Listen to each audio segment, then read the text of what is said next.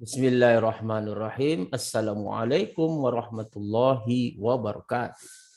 Puji syukur atas kehadirat Allah Subhanahu wa taala, atas semua limpahan rahmat dan kasih sayangnya bagi kita semua, di mana kita masih diberikan kesempatan kesehatan untuk terus berbagi ilmu pengetahuan pada musim pandemi COVID ini yang insya Allah akan segera berakhir menjadi musim endemi. Nah, kita berharap tentunya berdoa pada Allah, semoga memasuki bulan suci Ramadan, ini semua akan sirna, di mana kita umat Islam dapat beribadah sebaik-baiknya.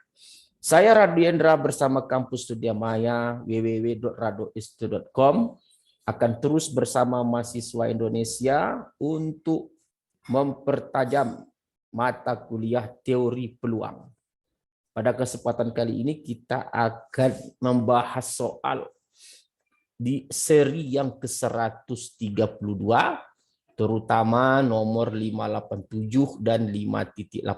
Oke, kita coba lihat soal yang akan kita bahas pada seri kali ini, di mana kita masih menggunakan buku yang sama, buku Probability and Statistics for Engineers and Scientists, edisi ke-8. Kita coba lihat yang pertama, soalnya adalah 5.87. A company generally purchase large lots of a certain kind of the electronic device. A method is used that rejects a lot if two or more defective units are found in a random sample of 100 units. The question is, what is the probability of the rejecting lot that is 1% defective? B, what is the probability of accepting a lot is 5% defective? Soal ini sekali lagi mengingatkan kepada kita, ini adalah soal masalah cacat dan tidak cacat. Oke, jadi suatu company katanya akan membeli suatu lots yang berisikan alat-alat elektronik. Sebuah metode digunakan untuk menolak lot tersebut jika 2 atau lebih cacat ditemukan dalam sampel acak 100 unit. Pertanyaannya adalah, berapakah peluang ditolak atau di-reject lot tersebut jika 1% cacat? Jadi kalau kita lihat ini memenuhi binomial. Oke, ini distribusi binomial. Oke, ini udah jelas nih, distribusi memenuhi distribusi binomial. Oke, ini memenuhi distribusi binomial. Oke, kita lihat kalau dikatakan dia tadi cacat, ditolak jika 2 atau lebih. Berarti yang A ini kita akan menentukan peluang X besar dari 1. Dia ditolak kalau 2 atau lebih, berarti peluang X besar dari 1. Nah, ini sama halnya dengan mencari binomial, 1 dikurang peluang X kecil sama dengan 1. Karena kita tahu peluang X besar sama dengan 1, ditambah peluang X kecil sama dengan 1, itu pastilah 1. Jadi untuk memudahkan perhitungan kita gunakan 1 dikurang peluang X kecil sama dengan 1. Di mana peluang X kecil sama dengan 1 ini dapat dicari dengan rumusan binomial, oke, dengan sigma. Oke, X kecil sama dengan 1 dimulai dari 0 sampai dengan 1. Berarti dikurang dengan sigma X dari 0 sampai 1 untuk binomial X. Oke. N-nya 100. N sama dengan 100, sedangkan P-nya itu 1% untuk soal yang A. P sama dengan 0,01. Oke, ini soal yang A. Jadi ini dapat kita cari dengan 1 dikurang sigma. Oke. Rumus binomial kombinasi 100x. Oke, ini kombinasi 100x dikali dengan 0,01 berpangkat x dikali dengan 0,99 pastinya. Karena Q-nya 1 dikurang 0,1. Ini 100 kurang X. Untuk X-nya itu dari 0 sampai 1. Nah, tutup kurung. Nah, cari aja dengan menggunakan kalkulator. Dapatkan untuk X sama dengan 0. Dan dapatkan untuk X sama dengan 1. Lalu dijumlahkan dan 1 kurang hasil jumlahnya. Nah, selanjutnya untuk soal B, dia katanya what is the probability Z accepted untuk 5% defektif, karena isunya masih defektif dan dia akan diterima tentu kalau dia peluang X kecil sama dengan 1. Nah, kecil sama dengan 1 dia akan diterima karena besar dari 2 dia akan ditolak, tentu kecil sama dengan 1 dia akan diterima. Sama dengan sigma X sama dengan 0 dari 0 sampai 1 untuk binomial. X N-nya sama dengan 100 dan P-nya itu 0,05, berubah P-nya 5%. 0,05. Nah, tentu untuk menjawab ini kita menggunakan rumus binomial, yaitu sigma X dari 0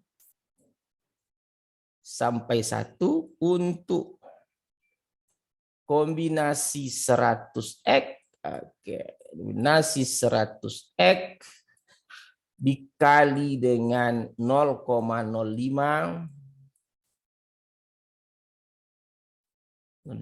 berpangkat X dikali dengan 0,95 berpangkat 100 kurang X. 100 dikurang X. Nah, ini cari dengan menggunakan kalkulator untuk X-nya sama dengan 0 dan X sama dengan 1 lalu dijumlahkan.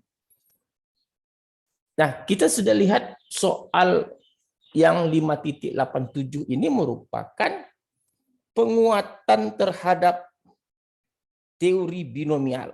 Jadi sekali lagi kita harus tetap konsisten dengan soal-soal yang diberikan. Oke, kita coba lihat soal berikutnya.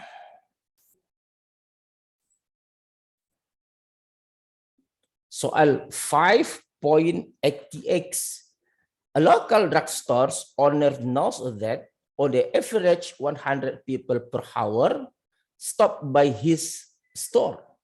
Find the probability that in the given 3 minutes period nobody enters the store. Nah, ini soal udah jelas disebut dengan Poisson. Karena ada ciri-ciri Poisson di sini, on average. Tetapi permasalahannya sekarang dalam soal 100 orang itu adalah untuk setiap jam. Sedangkan yang ditanya adalah 3 menit, periode 3 menit.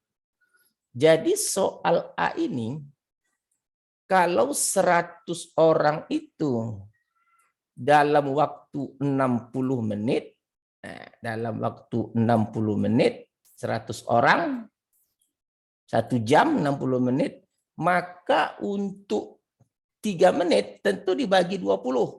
100 bagi 25, 20 itu 3. Oke, berarti sekarang dalam soal kita ini yang A, itu lambda T-nya itu adalah sama dengan 5. Oke.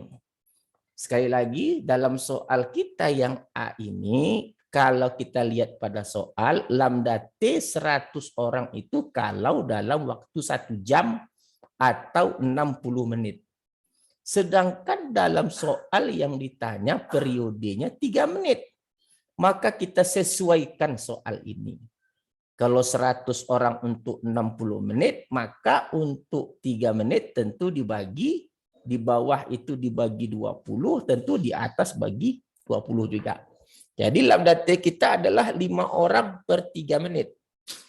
Nah, untuk soal A ditanya nobody enters the store, berarti peluang X sama dengan 0, tidak ada yang memasuki toko.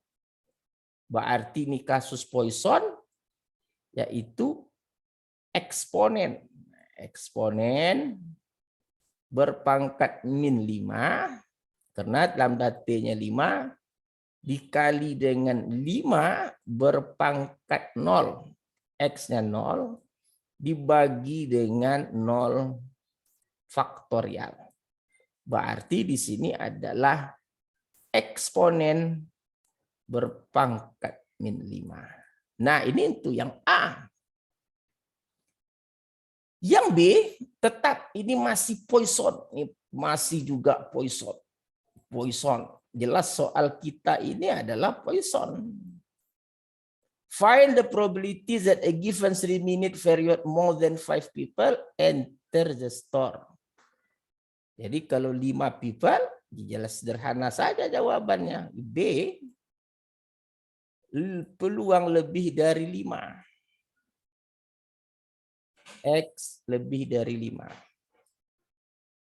Tentu ini dapat dijawab dengan 1 dikurang peluang X kecil sama dengan 5. Nah, tentu untuk mencari peluang X kecil sama dengan 5 ini menggunakan rumusan Poisson 1 kurang sigma X-nya dari 0 sampai 5. Eksponen min 5. Karena tadi 5 itu adalah lambda T-nya dikali dengan 5 berpangkat X dibagi dengan X faktorial.